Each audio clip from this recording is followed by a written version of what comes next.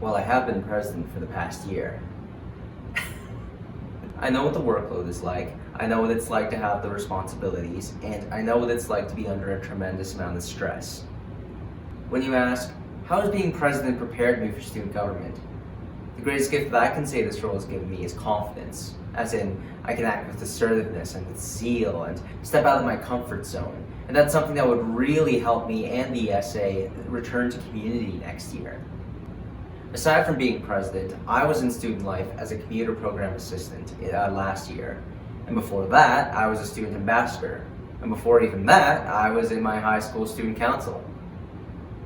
I guess you could say I'd like to be involved. One word, compromise. Okay, I'm going to need to elaborate.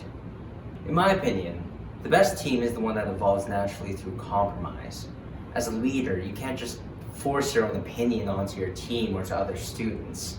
This sounds obvious, but trust me, it can be genuinely pretty tempting to just go, okay, enough talk, we're doing things my way now. And that can happen accidentally too. As a leader, I try to steer away from that because at that point, you're not really a leader anymore, you're just a boss. So as a leader, I like to say, okay, let's talk this out. And no matter what, I always try to understand things from their perspective. And that's where servant leadership comes in too, because I'm not here to always try and make the team or the student body come around to my point of view. Instead, I'm here to figure out how the team and I can best work together to carry out the student body's point of view. Finding compromise takes time, and trust me, it gets pretty frustrating. But it's what democracy is built on, and it's what good leadership is built on. And at the end of the day, it helps you to hopefully see that the SA is someone you can talk to, someone who doesn't just immediately shut you down. That's how I work to connect with the King's community too. Isolation. They call it the second pandemic, and honestly, I couldn't agree more. Humans are social animals. We literally need physical interaction from time to time to stay mentally healthy. And when you haven't had adequate levels of that in a year, combined with the normal stress that comes from just being a university student, it really starts to weigh in on you. It's going to take some time for us to relearn how to be social animals again. And the sooner we can get started, the better. If I get re-elected president again next year, I'll be able to tackle the isolation issue right away. I don't need to learn how to cooperate with the VP Student Services and event coordinators. I don't need to learn which staff committees I need to be on to talk about mental health issues. I don't need to learn how to set things like annual general meetings up. I spent a year learning this already. I know where to start, and I know how to start beating isolation. And that's what will help us defeat this second pandemic more quickly. Advocacy is at the heart of our student government. Students don't voice their questions or concerns directly to the university, or at least they shouldn't, because if they did, then President Mel would be getting like 500 emails every day. Instead, students elect people among themselves to be their voice for them.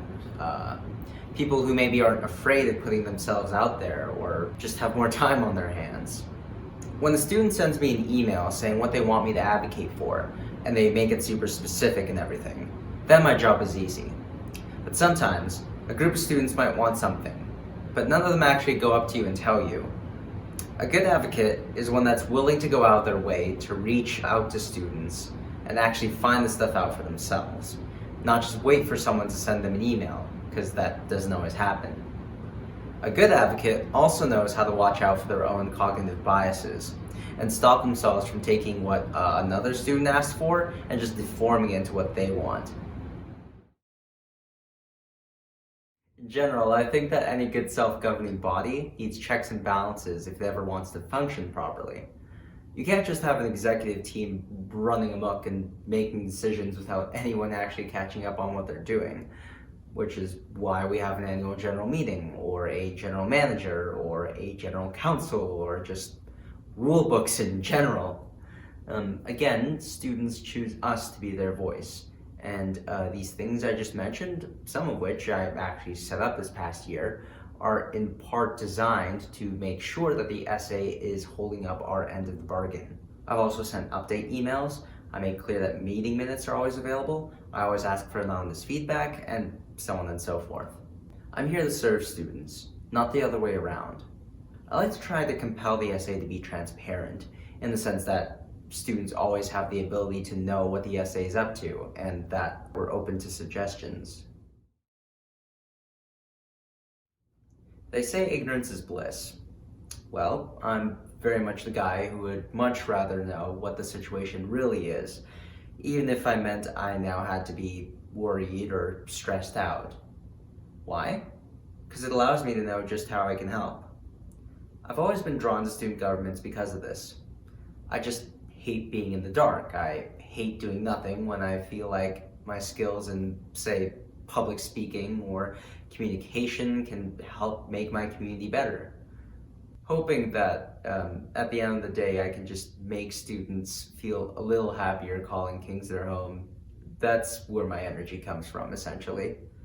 If you had to ask what in particular makes me want to go for essay president again, well, it looks like next year is once again going to be a little wild, with COVID restrictions finally being a little relaxed, and I honestly just think the essay needs a familiar face to keep it stable and steady, while also not being afraid to try out new things.